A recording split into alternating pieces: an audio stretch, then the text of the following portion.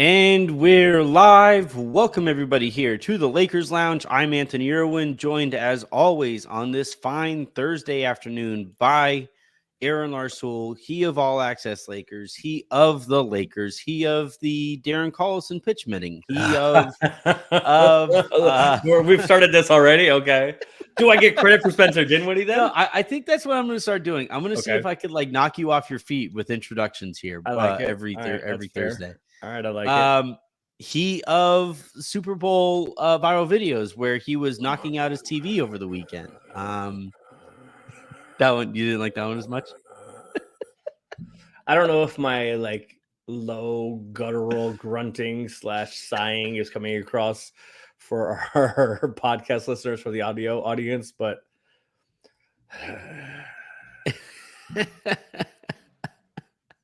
are you so last night on All Access Lakers, for those of you who haven't tuned in yet, you really should. It's a really fun show that I do with Shub and with Rome and with Raj and occasionally with Aaron. And in yesterday's show, I asked you if you were during the game, by the way, during the game.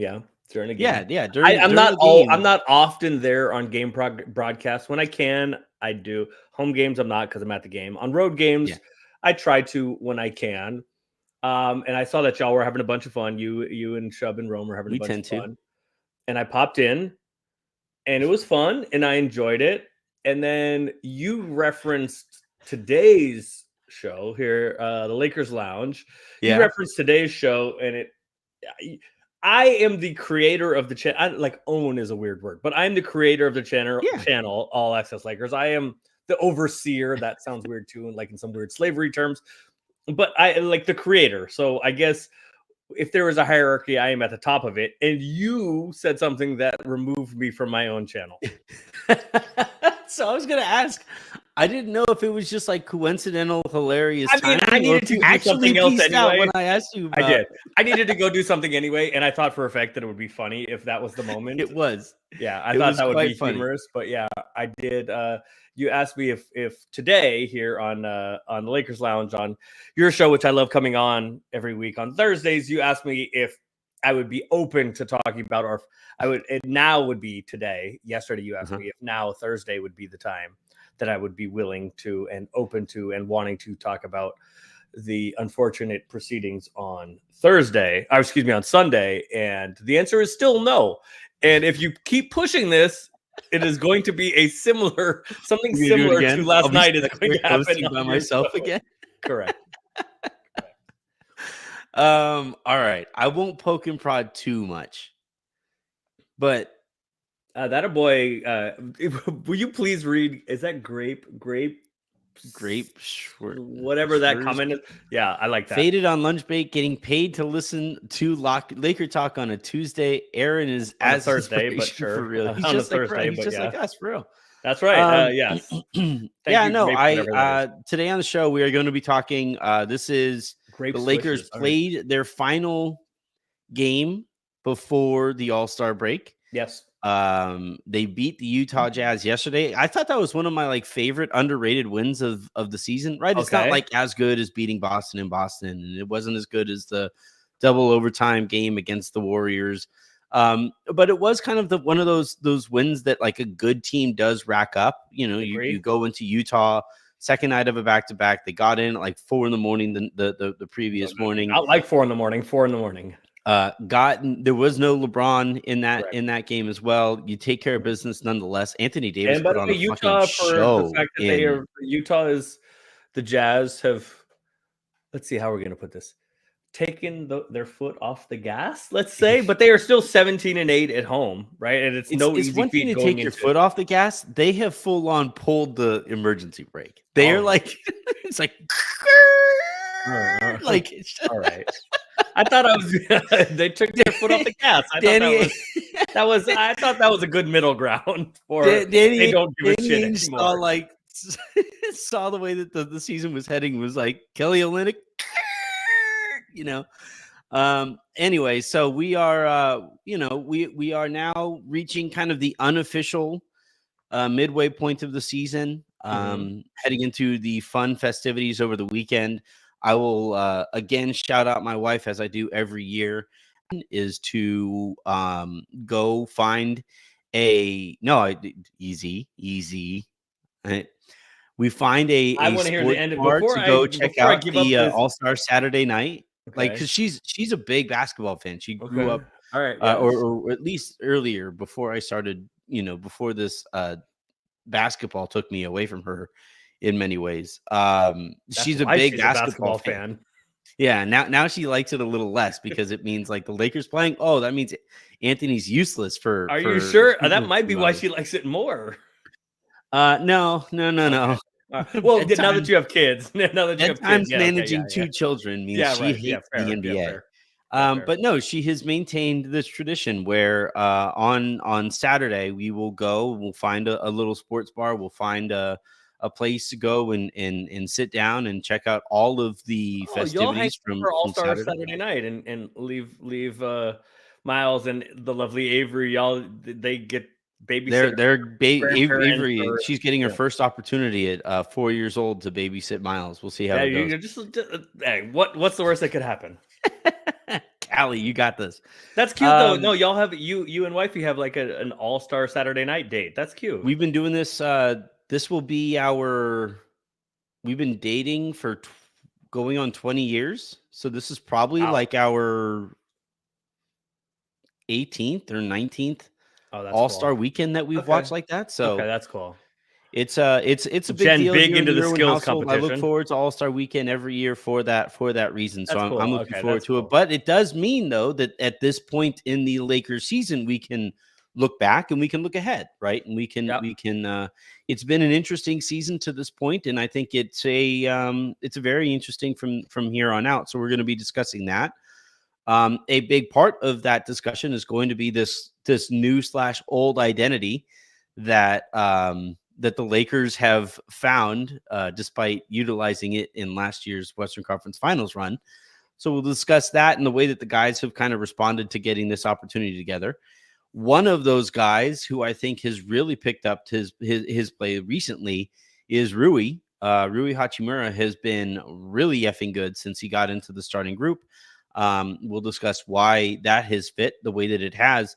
And then if there's time here at the end, I think I don't want to spend too much time on it, but I think there are aspects of this LeBron Warriors rumor cycle that lasted all of like 12 hours yesterday that I think are worth, kind of poking and prodding and stuff. So we'll get to that at the end of the show. So a reminder, please hit that subscribe button if you guys are watching live on YouTube.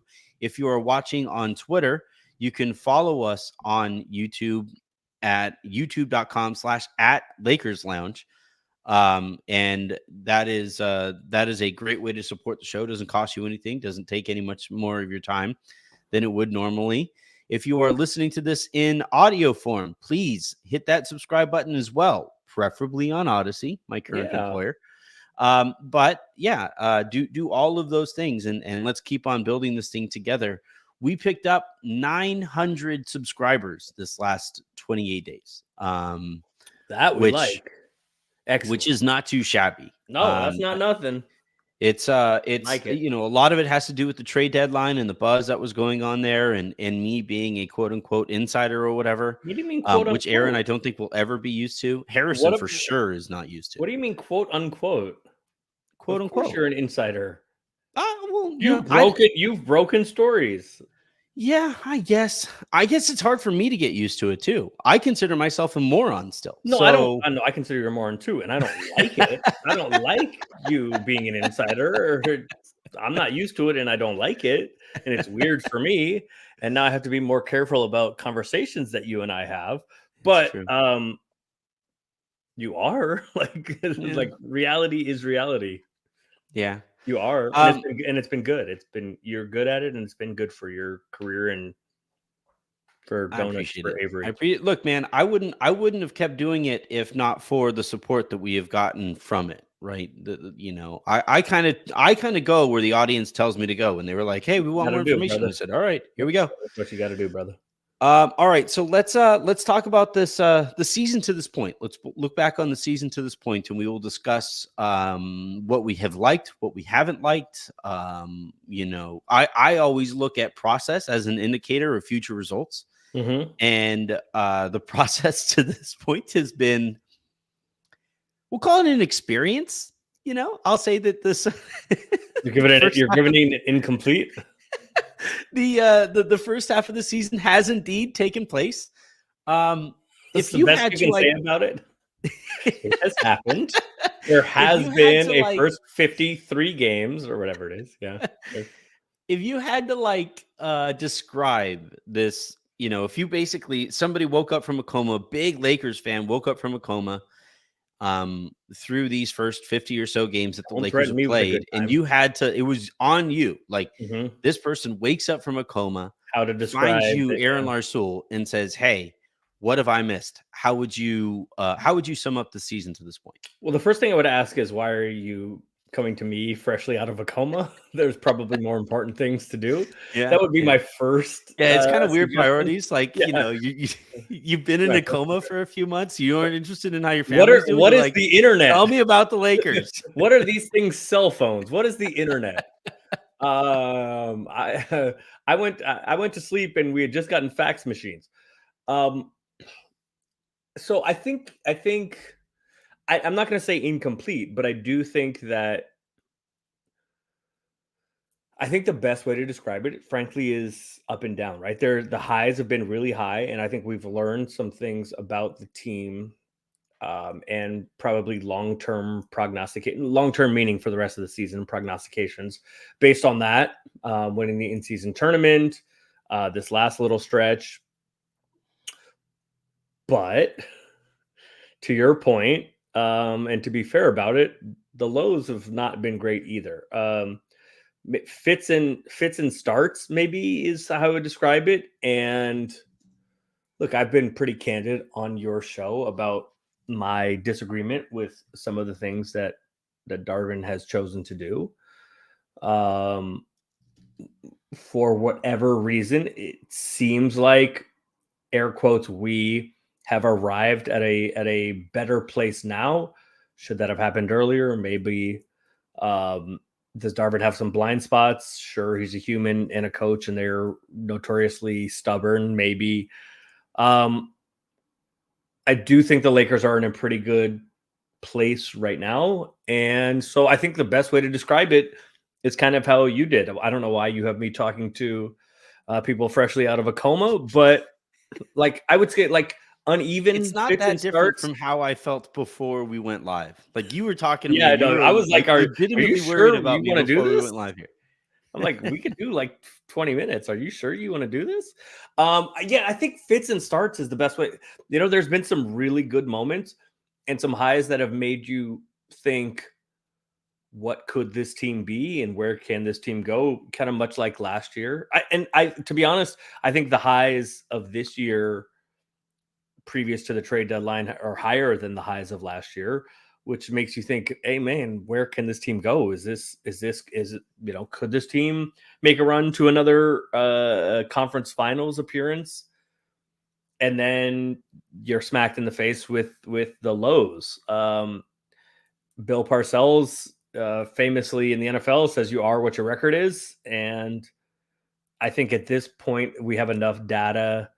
It's a big enough sample size for the Lakers to kind of be what their record is, which is basically a 500-ish team, 4 games over now.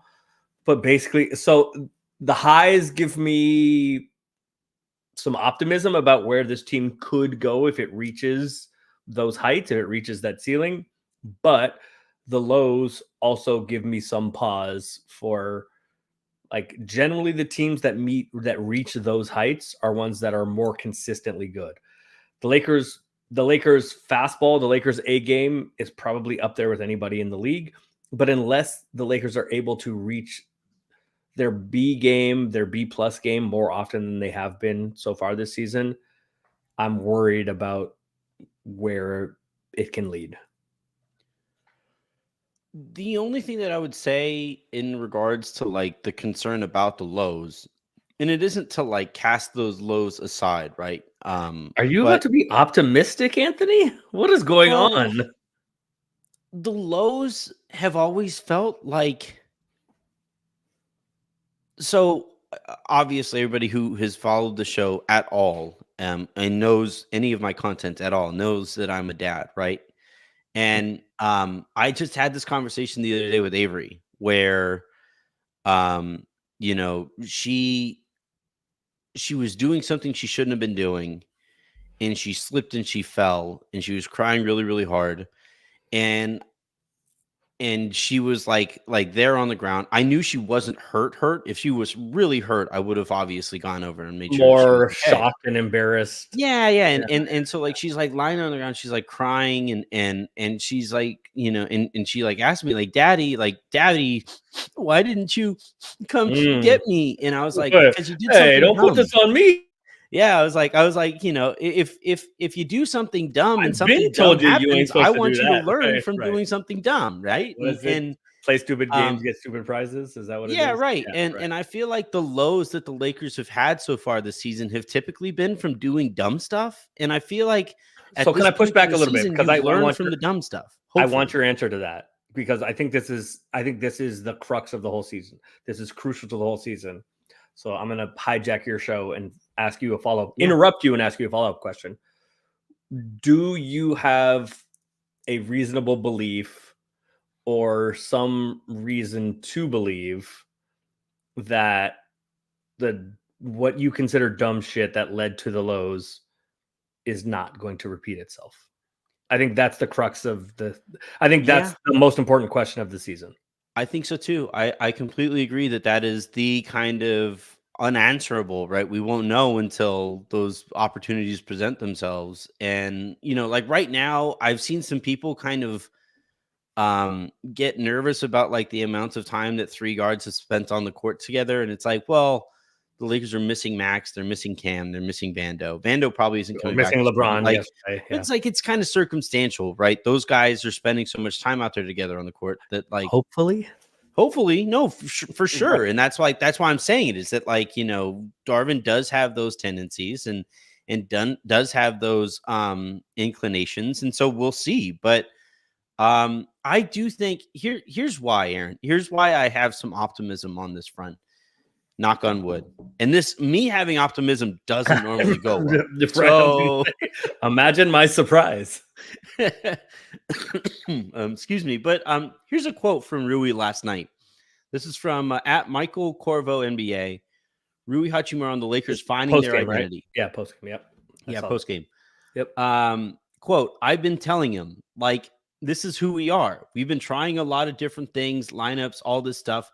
But this is the lineup we had in the playoffs. This is how we won. So, you know, it's that simple. Okay. So can you, the first sentence, the way you read it, I want to know if it was, cause I heard it. I haven't seen the text, the transcript of it. It sounded like you said, this is what I've been telling him. Did you say him or M? Like them. Okay. See, that's an important distinction. Yes. Okay.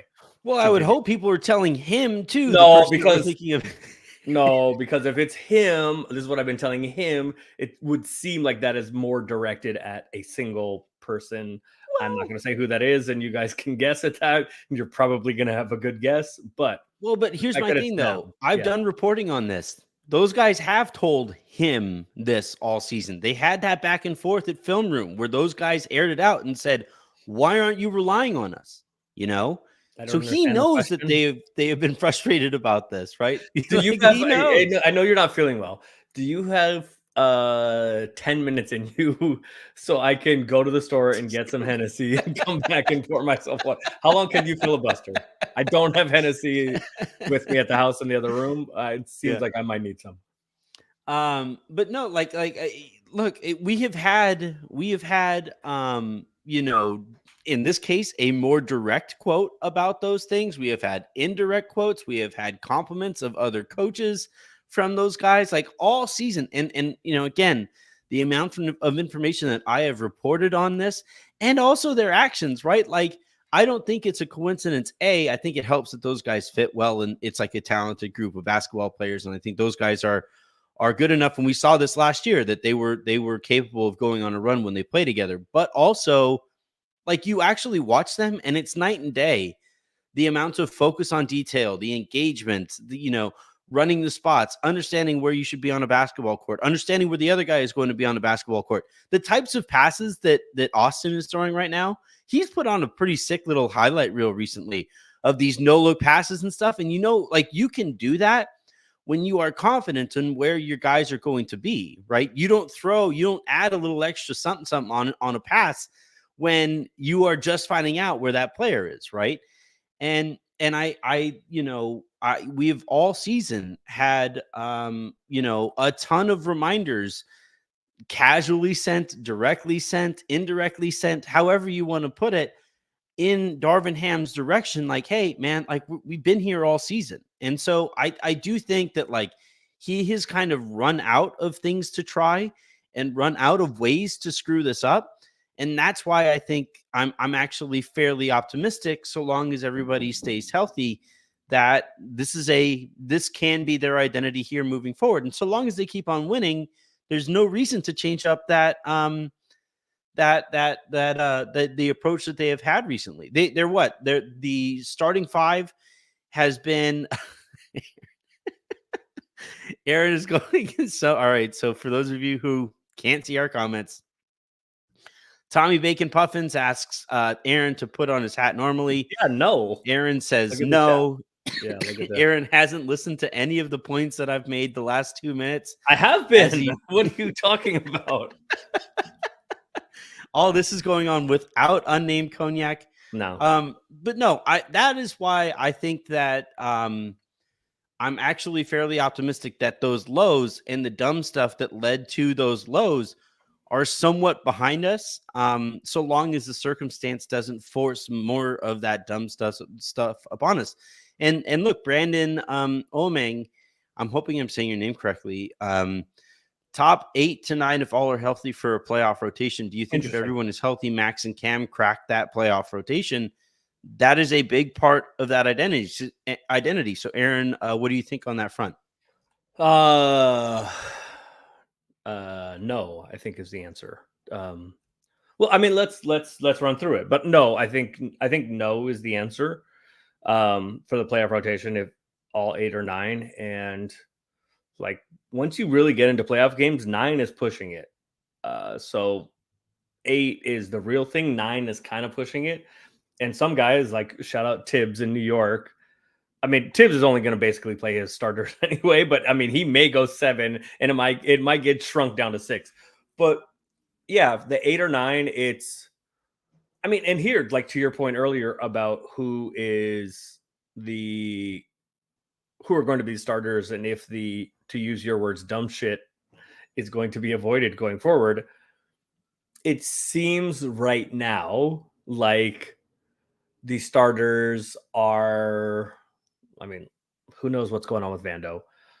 If Vando is healthy in playoff time, he will be in that 8 or 9, but we're getting some mixed signals. I would say I don't really anticipate Vando playing again this year, so let's put him aside for now. So as of right now, it's D'Lo, Austin, Rui, LeBron, and AD is the 5. So let's come up with 3 to 4 more, and are those going to include Max and Cam? No.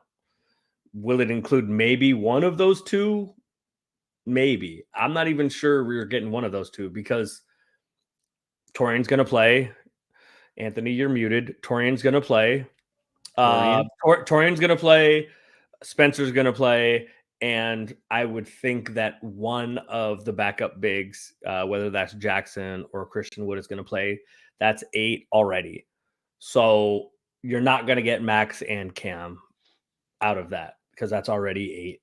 Yeah. So if Vando's back, he is in that mix. There's 9. If he's not,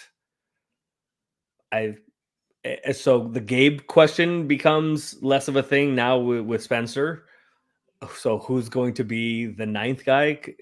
Because you're not gonna play 10 guys in a playoff series. I don't think I wouldn't Max have Gabe in my rotation at all. Like, I don't think he's going to be, especially with Spencer. I don't think he's going to be. Right. So, I mean, still there is not a little bit. There is a lack of perimeter point of attack defense with that group, but that is kind of baked in and inherent now without Vando and probably without Gabe. How about probably without Vando and probably without Gabe? Yeah, you're just not going to be able to guard people on the perimeter.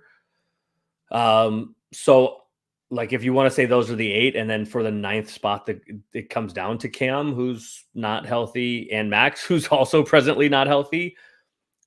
My personal pick would be I would choose Max, but Darvin has shown us that Cam is his choice, or at least has been his choice so far between those two.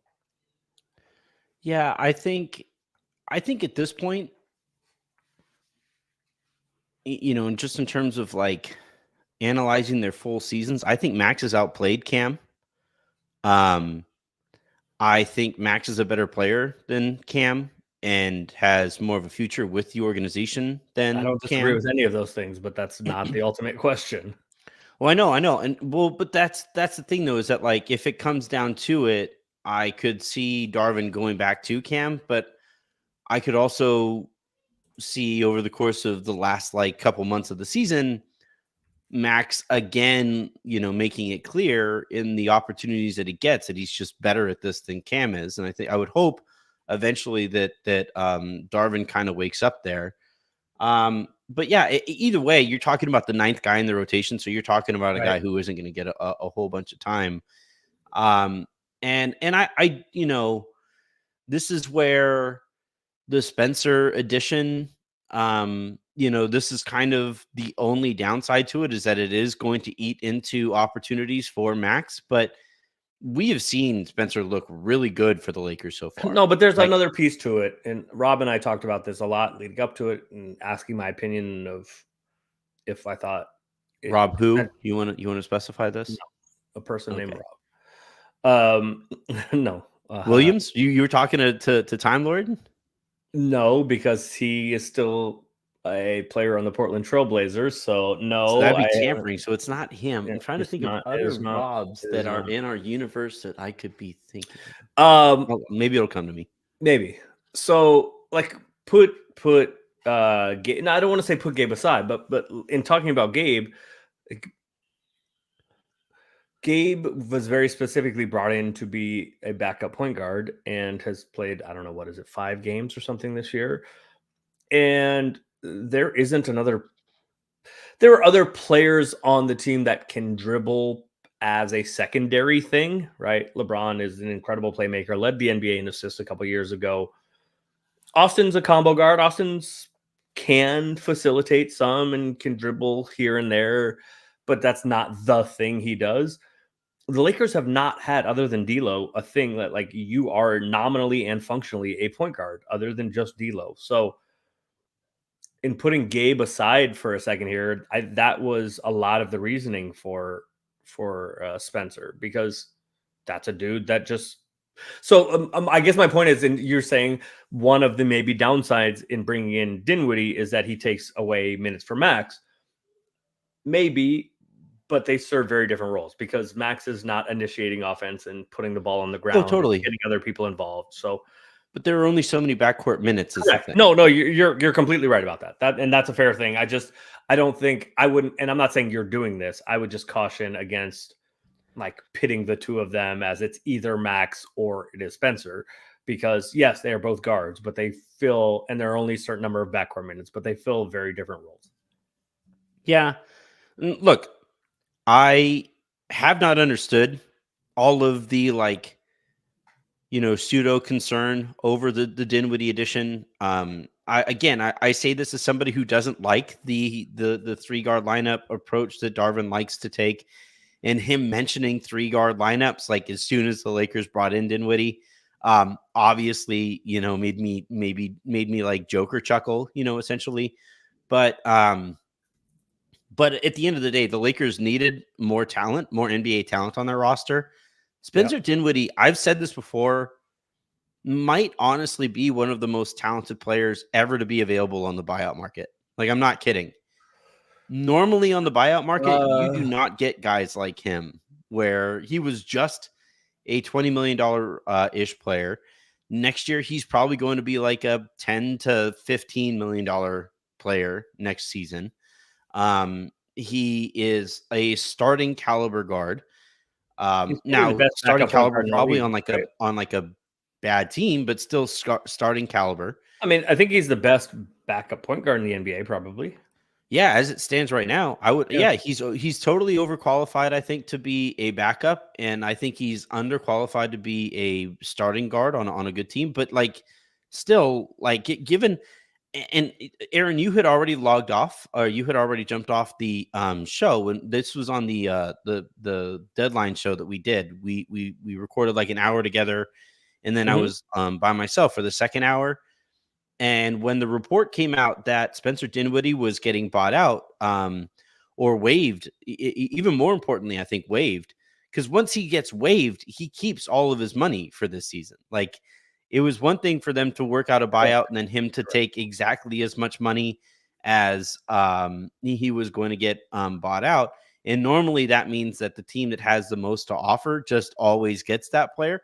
But in this case, because he was flat out waived and didn't have to worry as much about making up money this season, that I think gave the Lakers a bit of an advantage. But when that happened, and specifically when I saw that he was waived, to those who were watching live, they saw me like kind of struggle with recollecting my thoughts, because I knew I had to get on the phone as soon as I possibly could to figure out the Lakers' chances at getting him. I knew that they were going to pursue him, but I needed to know how confident the Lakers were going to be at getting him. And lo and behold, throughout that process, even though I think some of that optimism and some of that confidence waned a little bit in the day, I would say, leading up to Spencer going to the Lakers game. But once he went to the Lakers game, sat there with Rob, went back to the locker room, I believe it was a done deal without doing anything illegally.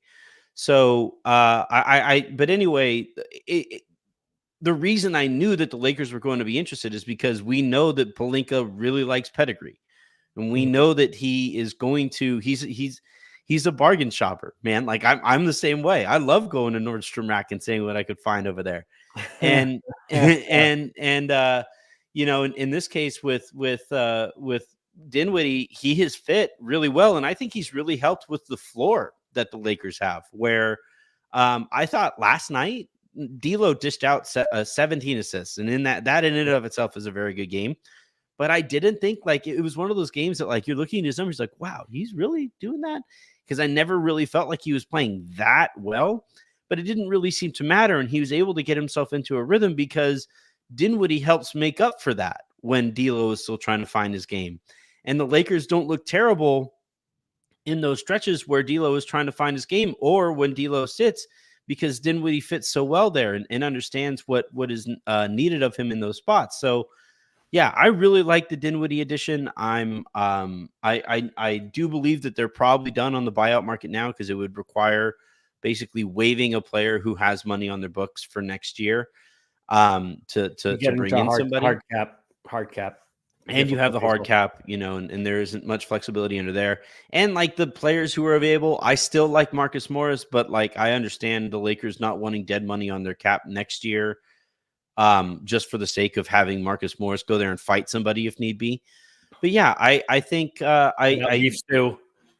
Shout out Beef stew. That guy might actually need to enter like a therapy program like Draymond was in, even though it didn't seem to really help with with Draymond, and he doesn't exactly seem all that interested in apologies for his behavior earlier. But yeah, anyway, the what I wanted to ask you though, with this new kind of identity in tow, would you be willing to put the Lakers back up into that kind of tier that they were at heading into the season?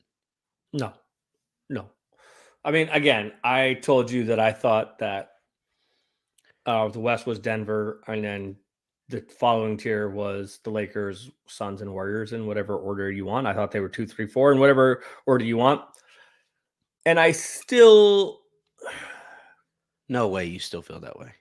Those guys aren't in the playoffs. In the playoffs, you have those. I still teams trust ahead of Minnesota. How about this? I still trust. OKC, yes, I still trust the Suns ahead of the Clippers. That's the crazy. Suns and the Clippers are a different matter. But again, like now Kawhi has started his annual "Is Kawhi gonna play?" thing. Yeah.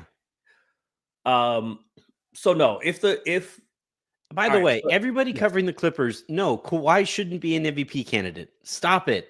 God dang it.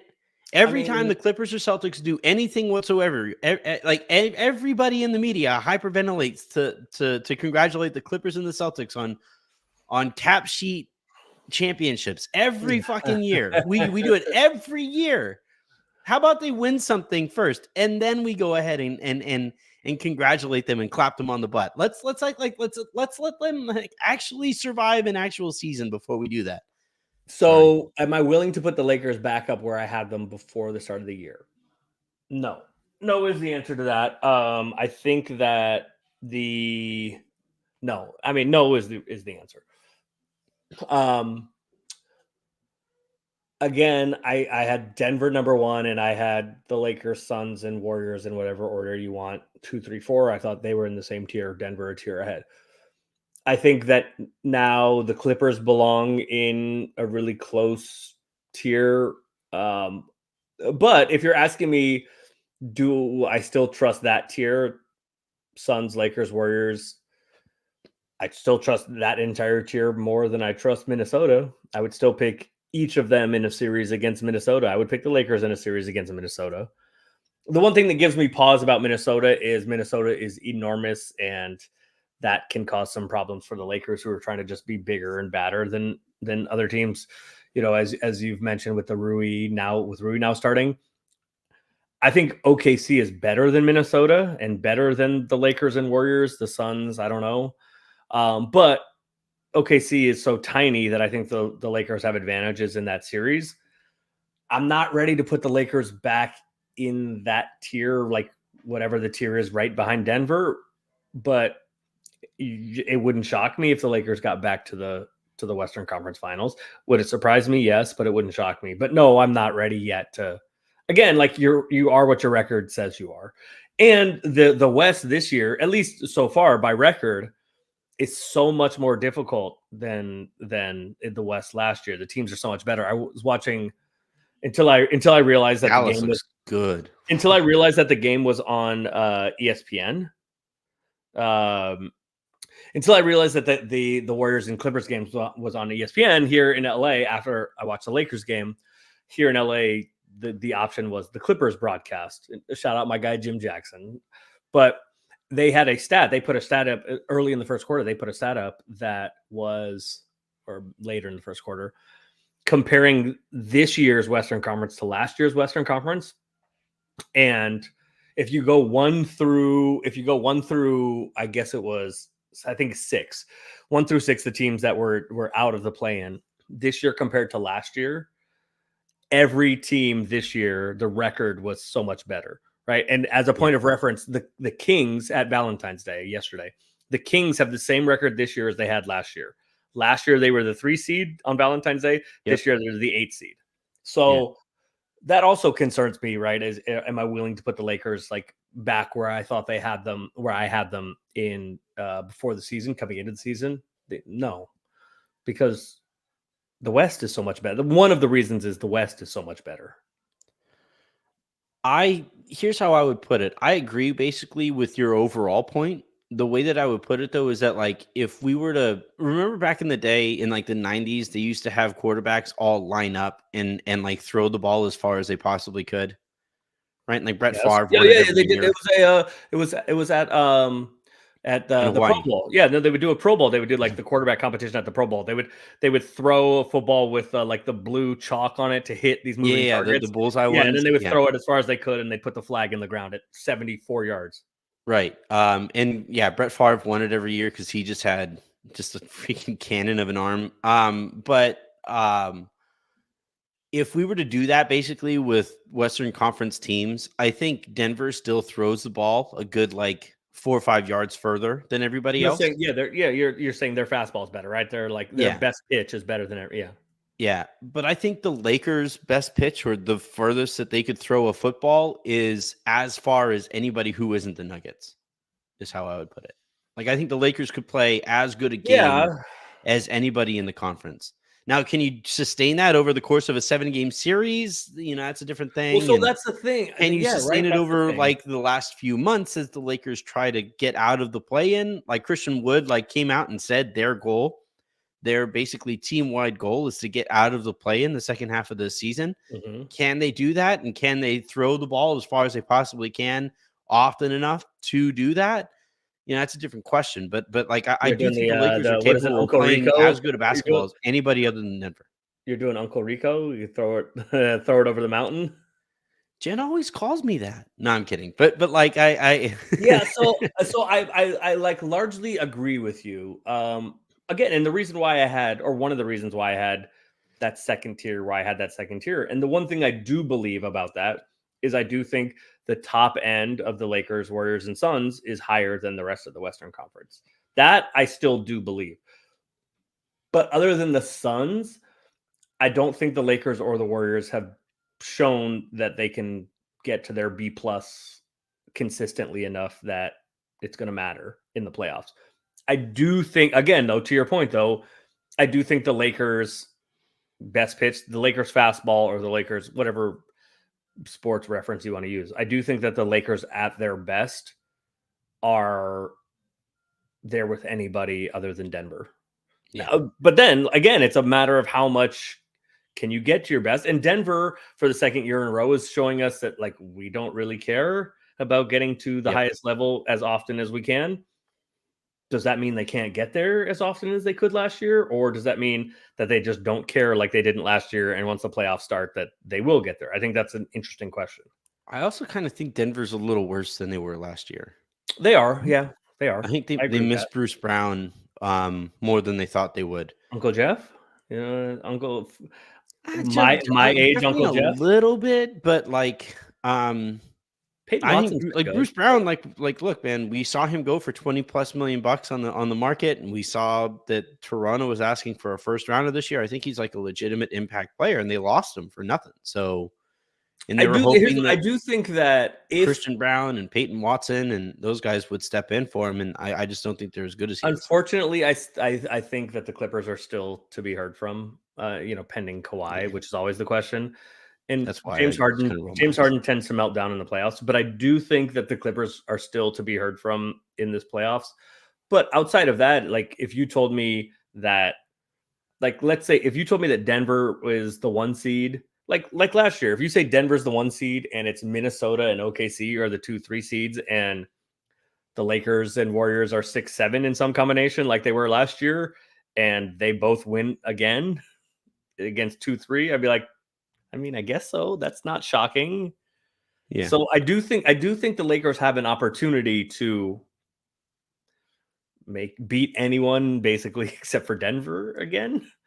But I don't right now, because the Lakers have not consistently gotten to their B or B+ level often enough for me. I do not have the Lakers in the same tier I had them going into the year.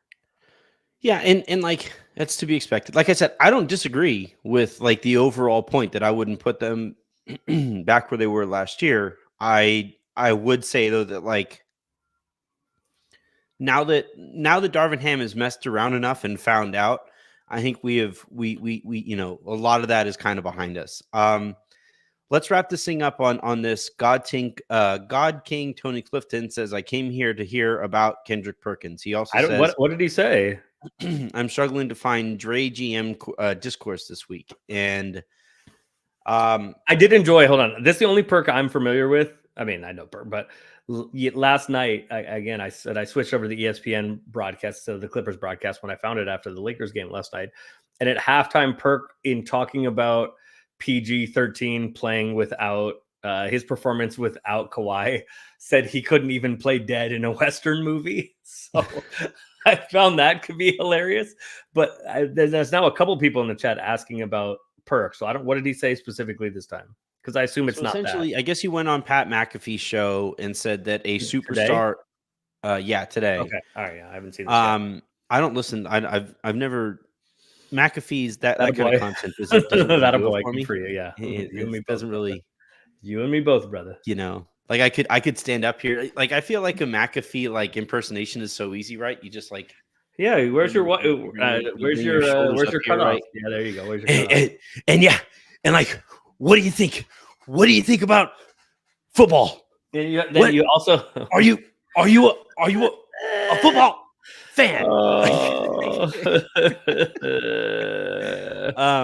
But like anyway, I guess he went on McAfee's show and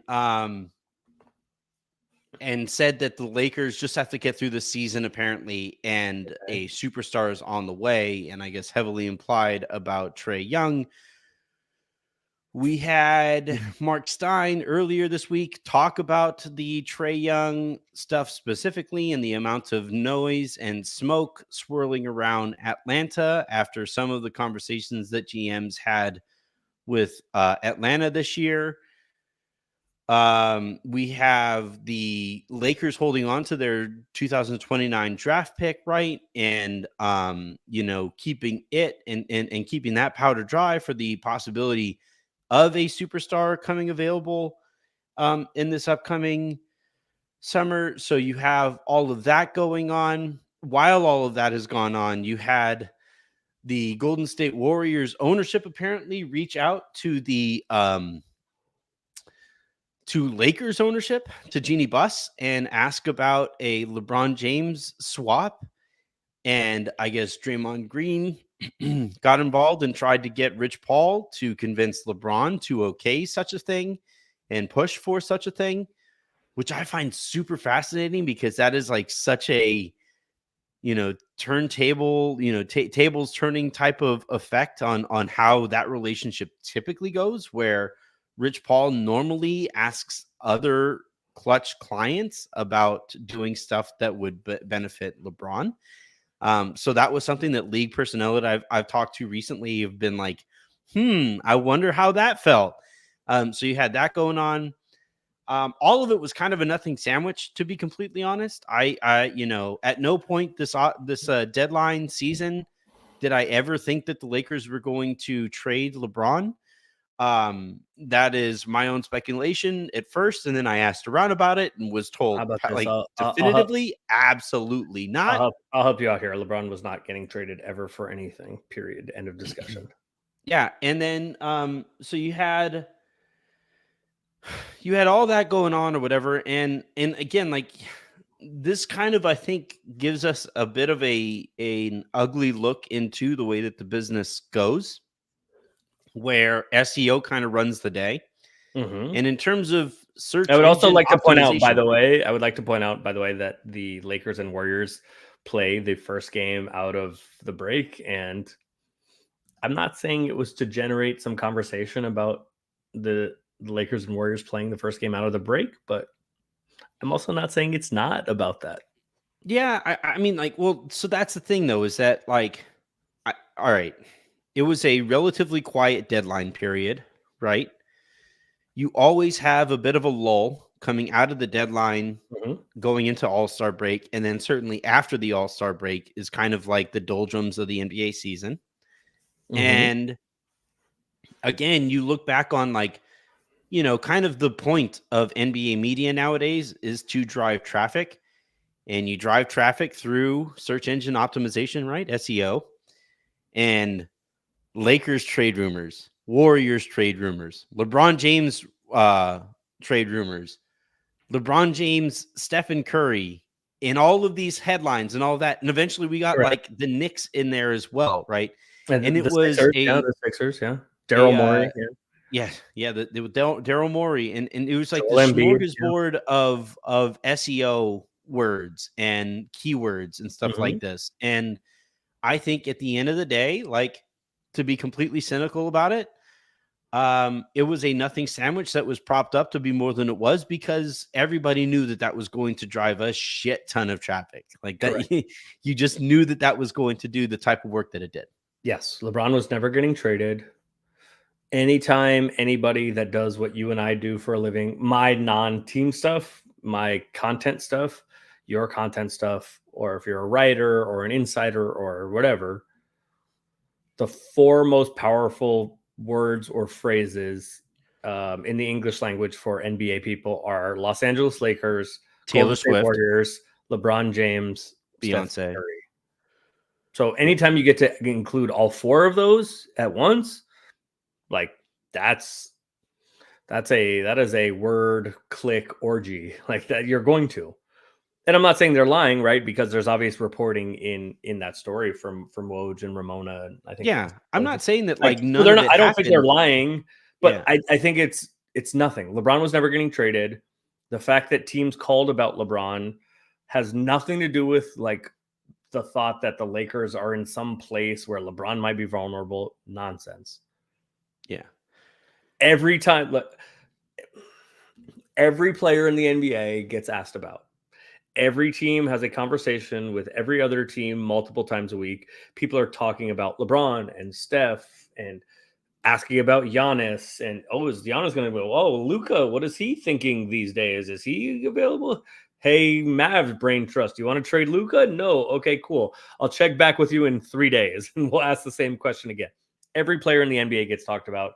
I agree with you. This is much ado about nothing other than it's an obvious driver of clicks and content and searches because it includes 4 phrases: Los Angeles Lakers, Golden State Warriors, LeBron James, Steph Curry. There you go. Yeah. And they play the first game out of the break. This has been reporting and I can confirm all of it. The Lakers want LeBron to retire a Laker. LeBron wants to retire a Laker. Yes. He likes his life in LA. He likes the fact that he can do his like people mock it or whatever, and they say that this is the only reason he is a Laker. If that was the case, then he would be a Clipper. But he likes being able to conduct his off-court business stuff in LA right there as well. Mm-hmm. And I don't think he's going anywhere. So he's not going anywhere. No, we don't have to think about it. He's not going anywhere. LeBron is going to be a Laker, period, end of discussion. And the thought that like the only reason why LeBron wants to be in LA is